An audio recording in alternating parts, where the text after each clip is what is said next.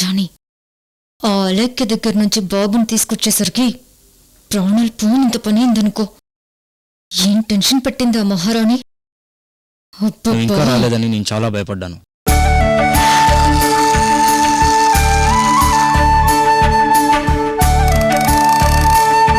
సూర్యుని ఇంకా ఇక్కడే ఉంచడం ఎందుకు?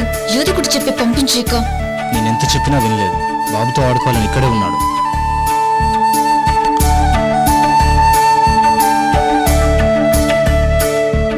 పాపం పిచ్చి తండ్రి, తన కొడుకుని తెలియక తన కొడుకుతోనే ఆడుకుంటున్నాడు. తన కొడుకుని స్వయంగా తన చేతులతోనే మనకు అప్పగిస్తున్నాడు.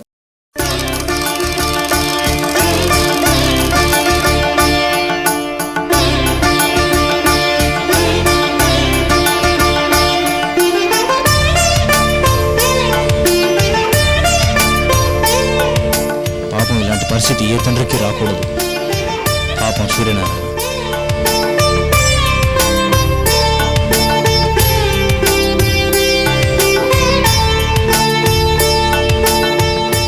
ఇదిగో, ఇప్పటికే టైం అయిపోయింది. మనం తొందరగా ఎయిర్పోర్ట్కి బయలుదేరాలా. గంట ముందు మనం ఎయిర్పోర్ట్లో ఉంటే చెక్కింగ్కి అక్కడ 2 గంటలు పడుతుంది.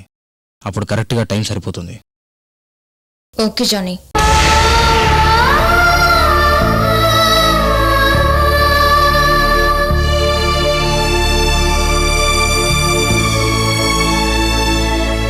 పిచ్చి సూర్య, నువ్వు నీ చేతులతో నీ కొడుకుని మాతో ఆస్ట్రేలియాకి పంపిస్తున్నావు.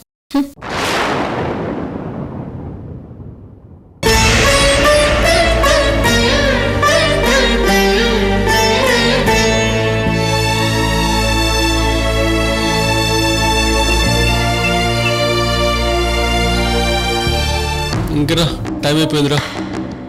టైం అయిపోయిందిరా.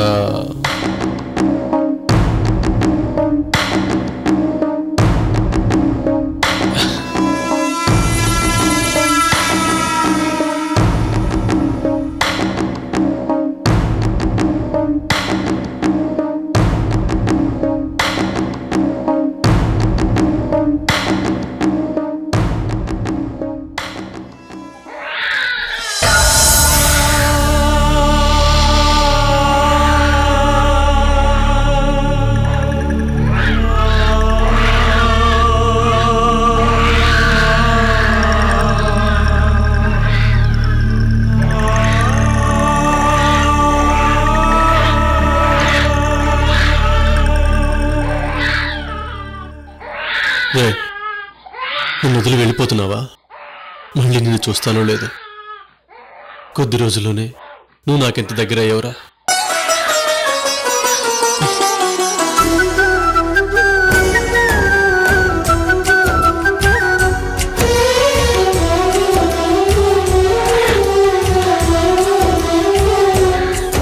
నువ్వు ఎవరి ఎదలో పూల ఋతువై ఎప్పుడు వస్తావు?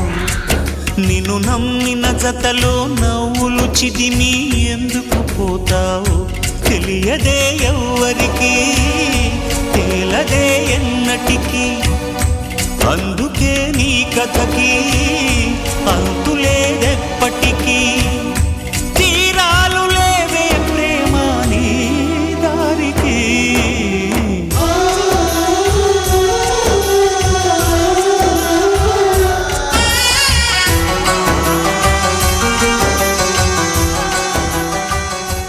సూర్య గారు, మీరు మా బాబుకి ఈ కొద్ది రోజుల్లోనే మాకంటే ఎక్కువ దగ్గరయ్యారు.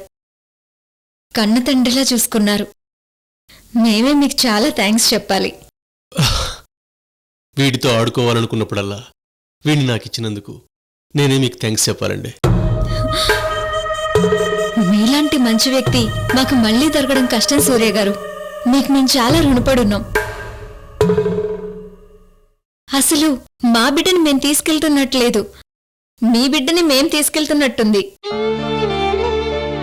నా కొడుకు ఎక్కడున్నాడో ఏమో గాని అచ్చం వీళ్ళలాగే ఉండేవాడేమో. అందుకేనేమో వీడు నా మనసుకు చాలా దగ్గరయ్యాడు. మరి మేము బయలుదేరుతాం సూర్య గారు. Okay sir.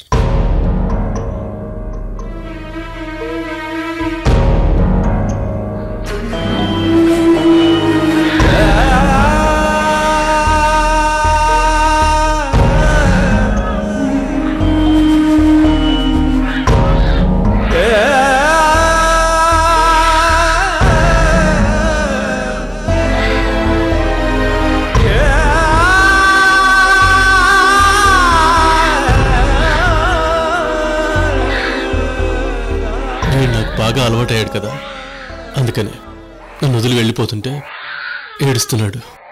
అవును సూర్య గారు. ఇక బయలుదేరుతాం సూర్య గారు. వెళ్ళొస్తాం సూర్య గారు. ఉమ్.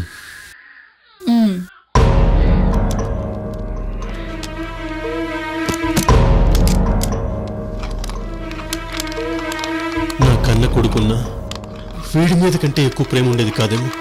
వీడు వెళ్ళిపోతుంటే నాకు చాలా బాధగా ఉంది. మనసు విలవెల్లాడిపోతుంది.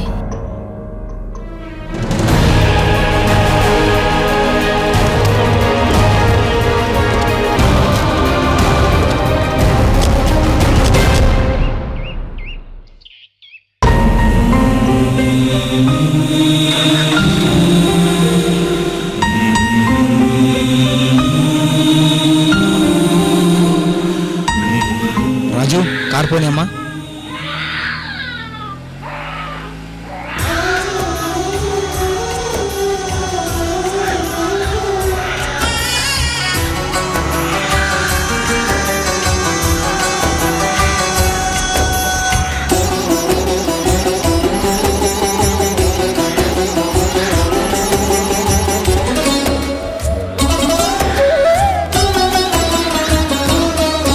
నువ్వు ఎవ్వరి ఎదలో పూల ఋతువై ఎప్పుడు వస్తావు? నిన్ను నమ్మిన జతలో నవ్వులు చిదిమి ఎందుకు పోతావు? తెలియదే ఎవ్వరికి, తేలదే ఎన్నటికీ. అమ్మయ్యా, వీడి బాబును వదిలించుకున్నాక చాలా మనశ్శాంతిగా ఉంది. ఏమైనా మనం చాలా లక్కీ జయ. ఎవరికి దొరకకుండా వీడిని ఆస్ట్రేలియాకి తీసుకెళ్తున్నాం. అవును, మనం చాలా లక్కీ.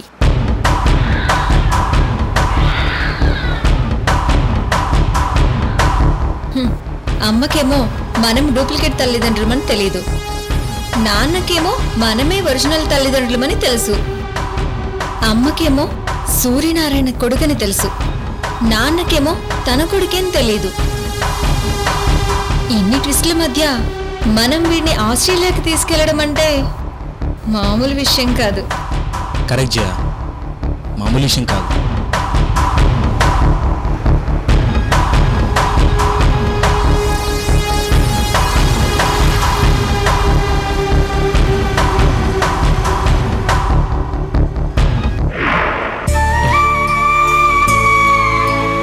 మర్చిపోవాలి, బాబుని మర్చిపోవాలి. లేకపోతే నేనే పని చేయలేను.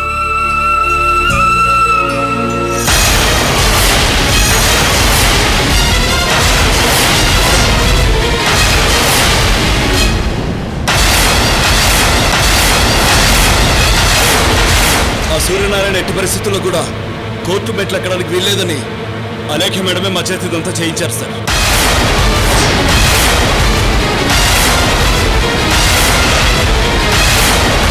అలేఖ్య, నేను కోర్టుకు రాకూడదని నా మీదకి రౌడీల్ని పంపించి ఒక భార్యగా భర్త చావునే కోరుకుంటావా? వస్తున్నాను అలేఖ్య, కోర్టులోనే నీ సంగతి తెలుస్తాను.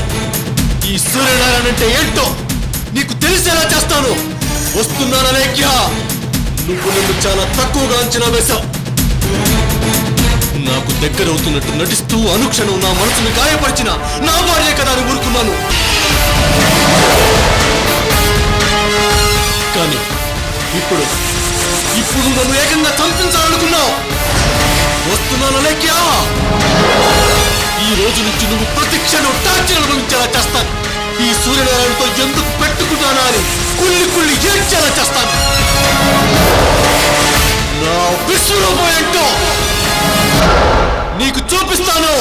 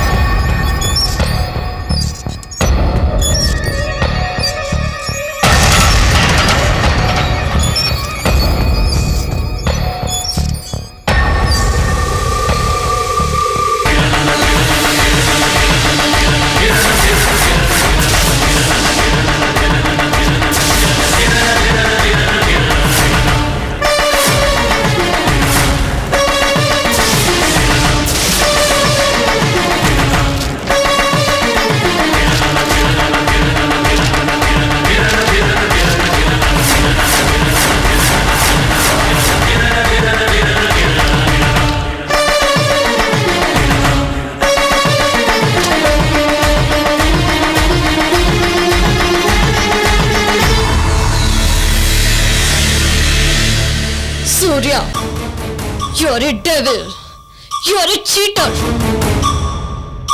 భార్య నరకం అనుభవిస్తుంటే అది చూసి ఆనందించే నరరూప రాక్షసుడివి నువ్వు. నిన్ను తుడి చేస్తాను, నీ గుర్తులన్నీ తుడి చేస్తాను. ఎస్.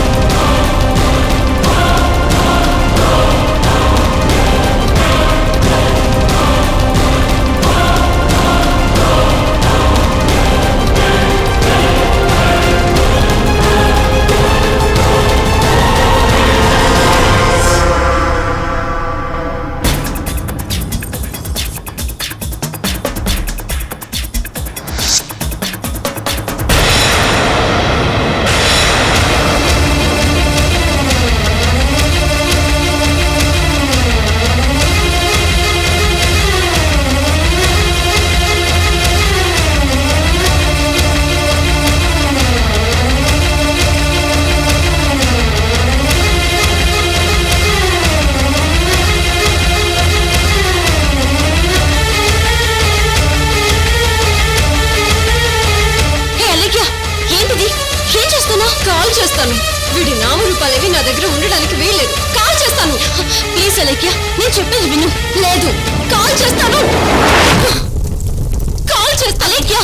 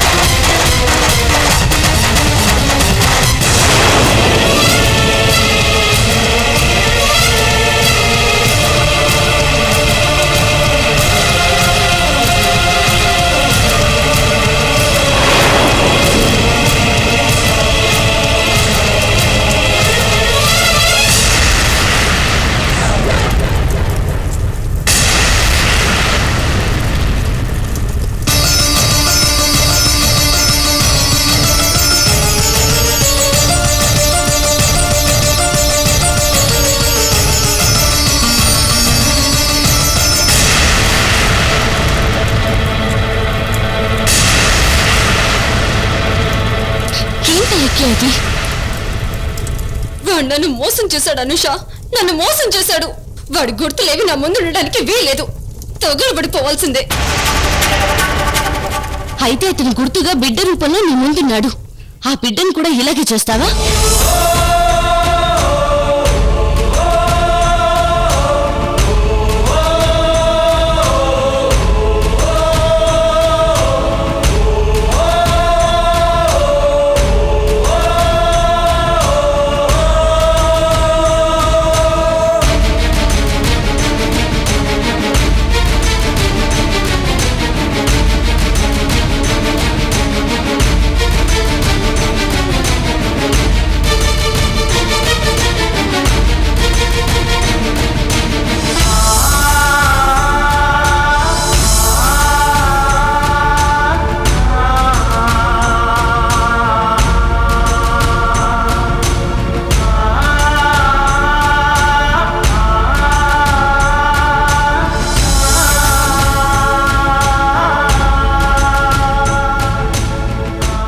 తిక్కదానా, నువ్వు ఆవేశంలో ఏం చేస్తావో నీకే తెలీదు. నువ్వు ఫోటోలు కాల్చేసినంత మాత్రాన అతని రూపం నీ ముందు లేకుండా పోతుందనుకున్నావా?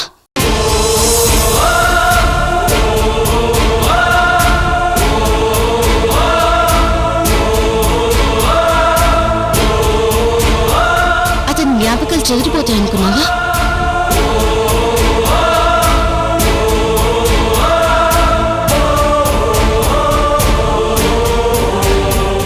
మనం మర్చిపోవాలనుకుంటే మిత్రుల కంటే శత్రువులు ఎక్కువగా గుర్తొస్తారు.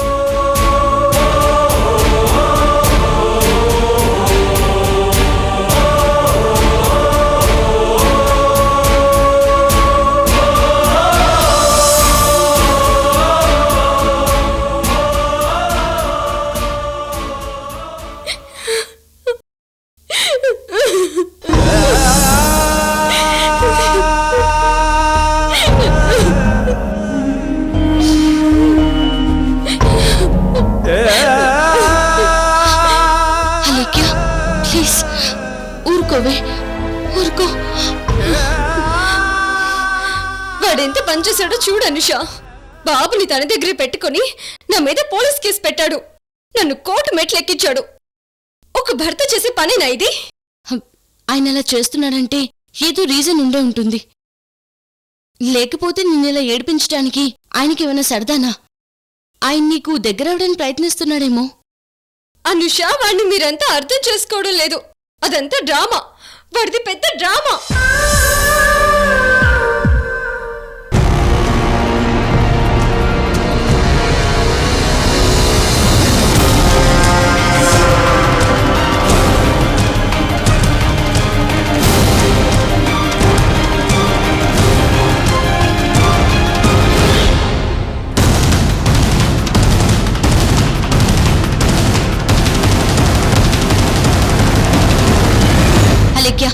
నీ మాట నీదే కానీ మా మాట అసలు పట్టించుకోవా?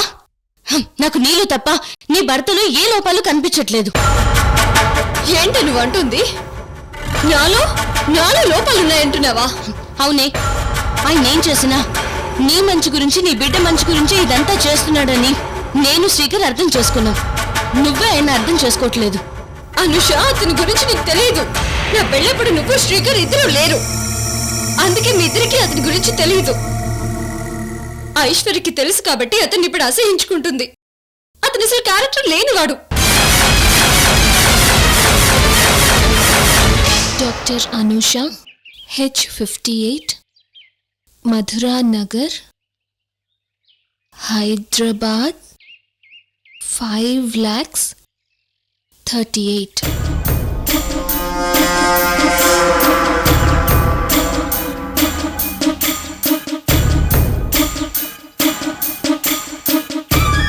భర్త మీద లేనిపోనివన్నీ ఊహించుకొని చెయ్యని నేరానికి అతని జైల్లో పెట్టించావు.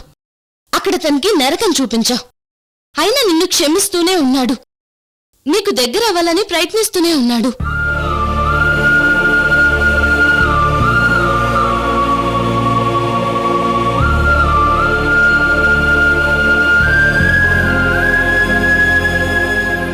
అన్నీ నీ పాయింట్ ఆఫ్ వ్యూలోనే ఆలోచిస్తావు కానీ కనీసం ఒక్కసారైనా అతని వైపు నుంచి ఆలోచించావా?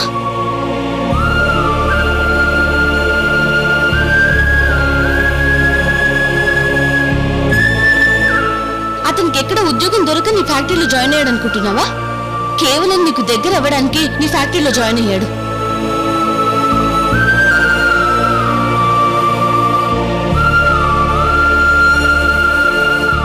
ఒక భర్తగా నీకోసం అంతలా పరితపించిపోతున్నాడు. బిడ్డను తన దగ్గర ఉంచుకొని నీ మీద కేసు పెట్టడానికి కారణం ఏమై ఉంటుందా అని కొంచెమైనా ఆలోచించావా?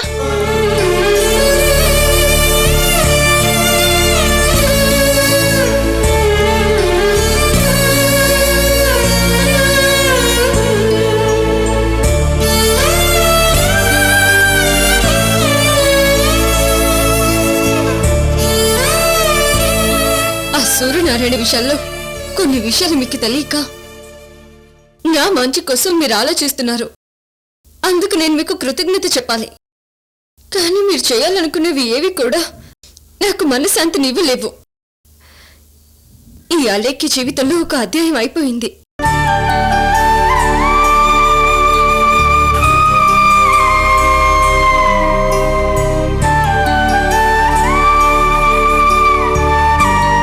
ఎన్నో కలలు కన్నాను, ఎన్నెన్నో ఊహించుకున్నాను. నా జీవితానికి ఒక గ్రాఫ్ వేసుకున్నాను.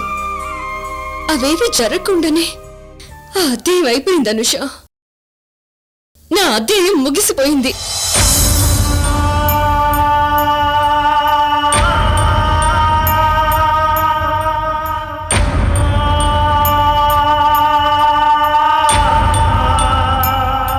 కోర్టుకి టైం అయింది అనుష. నువ్వు కూడా హాస్పిటల్కి వెళ్ళాలి కదా, పద వెళ్దాం.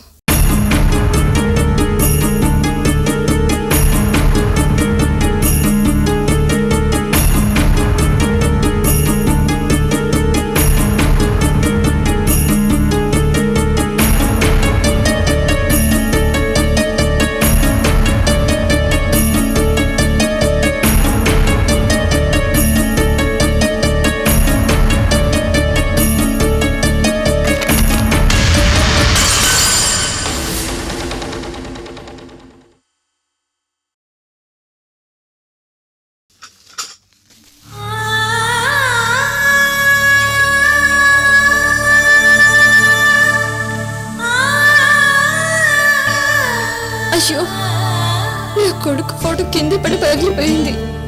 అనుష, వాడికేమీ కాదు కదా?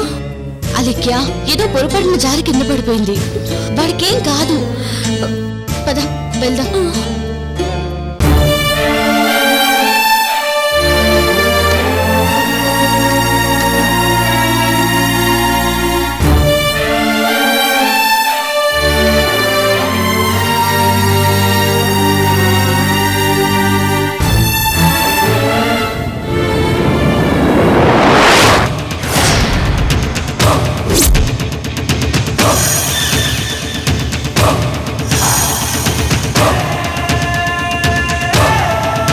కవర్ని మధురా నగర్లో H58లో ఉన్న డాక్టర్ అనూషకి పోస్ట్లో పంపిస్తాను.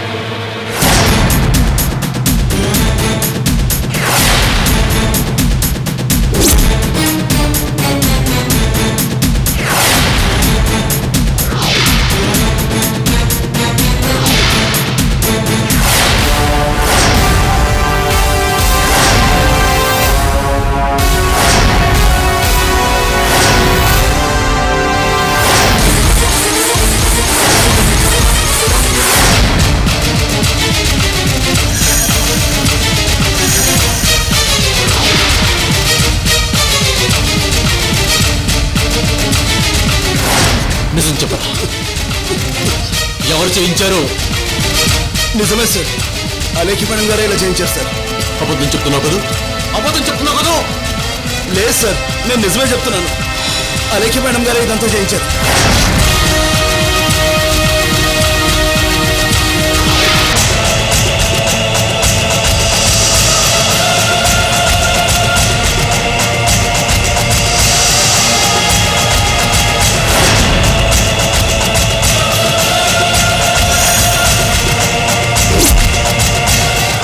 అడుగుండు మీ రెడ్డమ్మ గారి మొగుడు.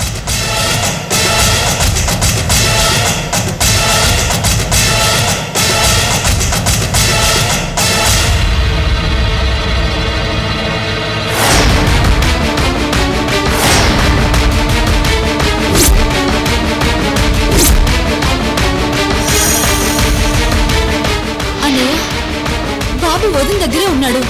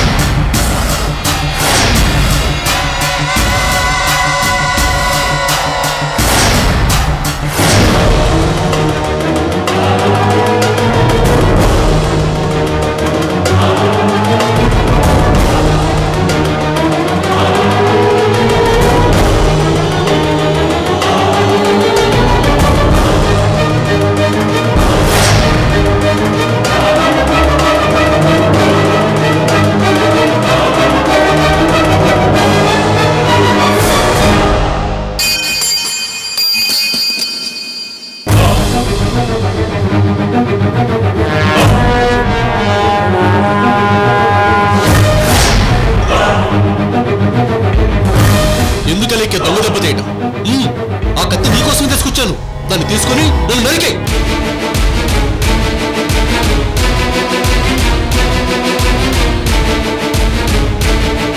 ఈ న్యాయస్థానం సాక్షిగా నీ భర్త నువ్వే చంపేసుకో, నీ బట్టను నువ్వే చెరిపేసుకో. నరికే అలేఖ్య, నరికే.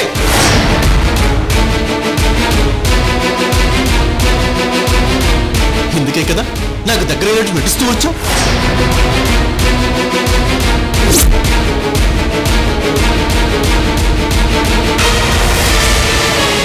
ఇందుకే కదా నా సైకిల్ మీద షికార్లు చేశావు.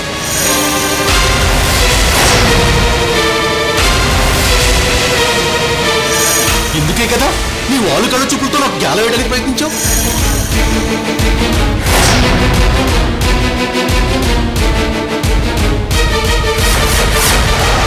ఇవన్నీ నీకు టైం వేస్ట్ అలేఖ్య.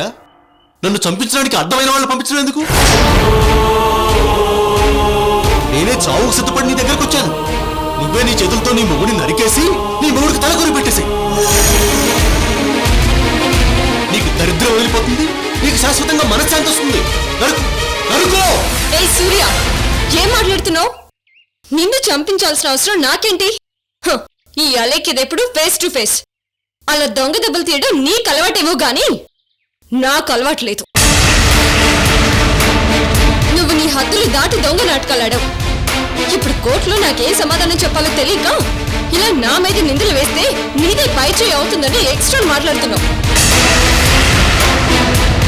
నువ్వు ఎవరినైనా మాయ చేయొచ్చేమో కానీ ఈ అలేఖ్యని మాత్రం మాయ చేయలేవు. నేను నిన్ను మాయ చేయటం ఏంటి? నీకు మొగుడంటే గౌరవం లేకపోయినా, మొగుడంటే విశ్వాసం లేకపోయినా నువ్వు నాకు దగ్గర అవుతున్నట్టు నటిస్తున్నా. ఎందుకు సహిస్తూ వచ్చానో తెలుసా? నీ మీద నాకున్న ప్రేమ లాంటి, నాకు కల్తీ లేని ప్రేమ. రామాలాటం నీకొచ్చేమో కానీ నాకు రాదు. నువ్వు కోర్టులో ఏదో చేస్తావనే భయంతో నీ మీద నిందలు వేయాల్సిన కర్మ నాకు పట్టలేదు. నువ్వు నా మీద అటాక్ చేయించావన్నది పక్కా నిజం. అబద్ధాలు చెప్పకు. నీ బ్రతికే అబద్ధాల బ్రతుకు. ఇప్పుడే నీ నోటి వెంట అబద్ధం చెప్పిస్తాను చూడు. నీ కొడుకెక్కడా? నువ్వు నా కొడుకుని ఎప్పుడు ఇచ్చావు?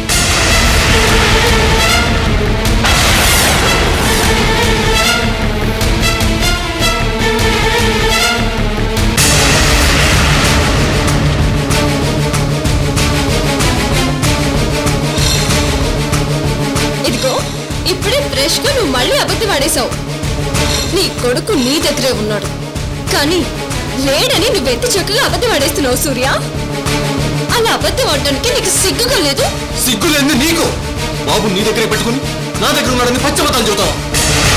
అంటే నీ కొడుకు నీ దగ్గర లేడంటావు? నా దగ్గర ఉండటం ఏంటి? నీ దగ్గరే ఉన్నాడు. అసలు నీ కొడుకుని ఇంతవరకు నువ్వు చూడలేదంటావు. చూడలేదు. వాడిని ఎత్తుకుని ముద్దాడలేదంటావు. లేదు. వాడిని ఎత్తుకుని షికార్లు చేయలేదంటావు. లేదు లేదు లేదు.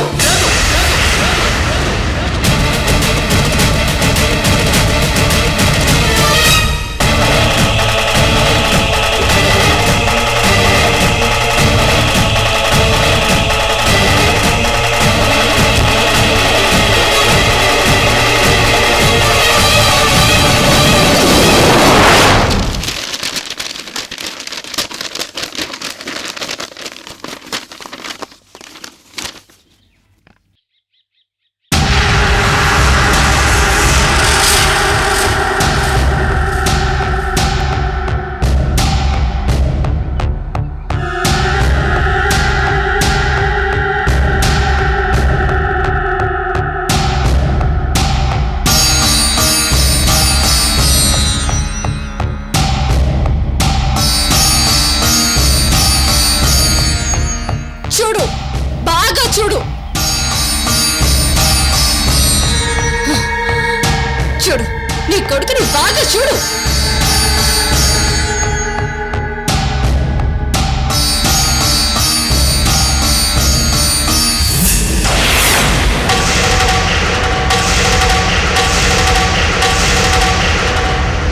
నువ్వు పచ్చి అబద్ధాల కోరువని బల్ల గుద్ది మరీ చెప్తాను.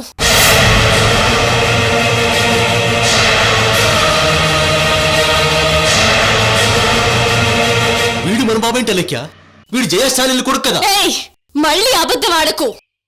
వీడు మన బాబేంటి? నువ్వేం చెప్తున్నావు నాకు అర్థం కావట్లేదు.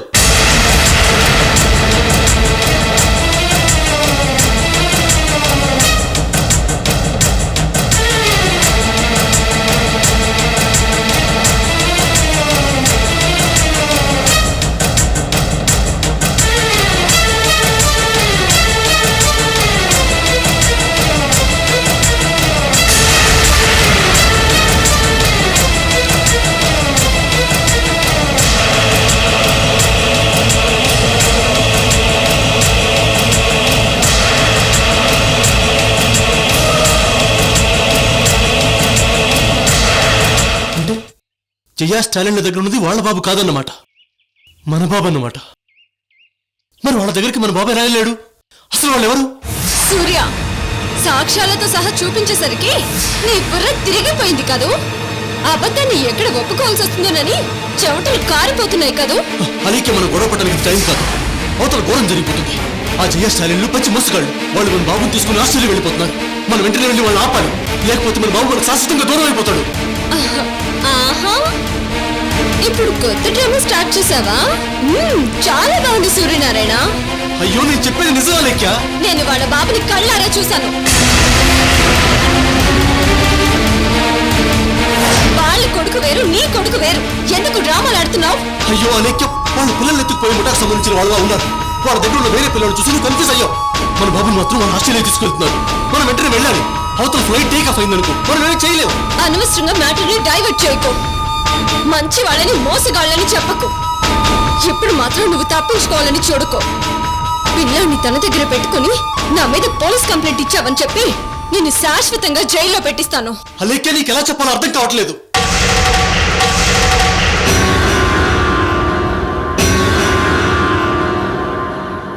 సూర్య, ఏంటి కోర్టుకొచ్చావు? రాఘవయ్య గారు, నేను ఫ్యామిలీ పని మీద వచ్చాను.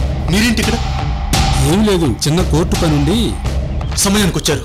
ఇది చూడండి, ఈ బాబు ఎవరు చెప్పండి?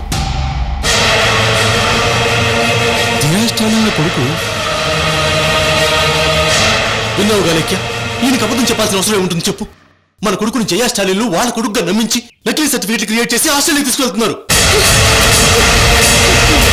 వీడు జయ స్టాలిన్ కొడుకని నీకు ఖచ్చితంగా తెలుసా? ఖచ్చితంగా తెలుసండి, ఎందుకంటే వాళ్ళు మా ఇంట్లోనే రెంటుకున్నారు. నేను ఆ బాబుని చూస్తూనే ఉంటాను. థ్యాంక్స్ రాఘవయ్య గారు. చూసావు గాలేఖ్య, వాళ్ళు మోసగాళ్ళని తెలియక ఇల్లు కోసం వెతుకుతుంటే నేనే రాఘవయ్య గారి ఇల్లు చూపించాను. బాబు బాగున్నాడు కదా అని రోజు నేను వాడితో ఆడుకునేవాణ్ణి. హ, నా కొడుకుతోనే నేను ఆడుకుంటున్నాననే విషయం ఇప్పుడు నువ్వు నాకు చెప్పే వరకు నాకు తెలియదా లేఖ్యా?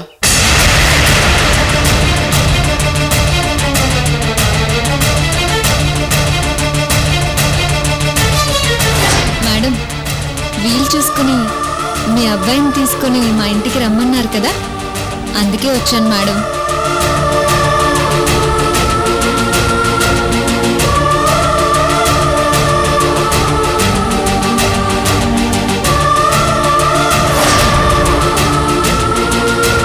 ఈ 2 రోజులు మా బాబుని మీ దగ్గరే ఉంచుకోండి మేడం.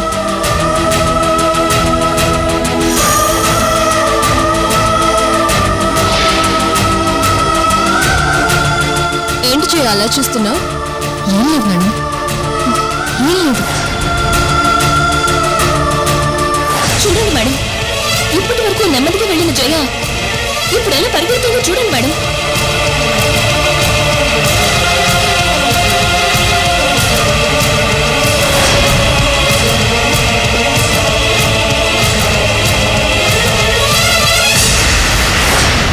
అంటే బాబుని నాకిచ్చేటప్పుడు వాడే నా కొడుకుని జయకి తెలియదన్నమాట. అందుకే నవ్వుతూ బాబుని నాకిచ్చింది. తర్వాత వాడే నా కొడుకుని తెలిసి జయ చాలా భయంగా టెన్షన్గా నా దగ్గరకు వచ్చింది. బాబుని ఇవ్వగానే జయ చాలా వేగంగా వెళ్ళిపోయింది. నేనది చూసినా పెద్దగా పట్టించుకోలేదు. లేకపోతే అప్పుడే నాకు జయ దొరికిపోయేది.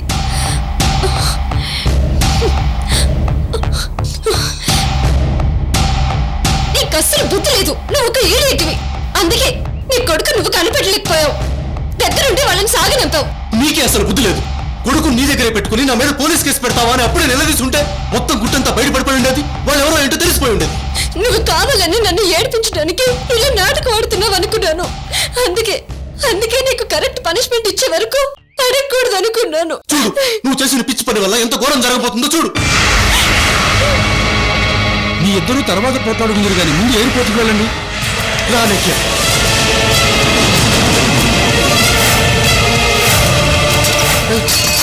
నీ తొక్కల సైకిల్ మీద మనం ఎయిర్పోర్ట్ కి వెళ్లేలోపు వాళ్ళు ఆస్ట్రేలియాకి వెళ్ళిపోతారు. పద కార్లు వెళ్దాం.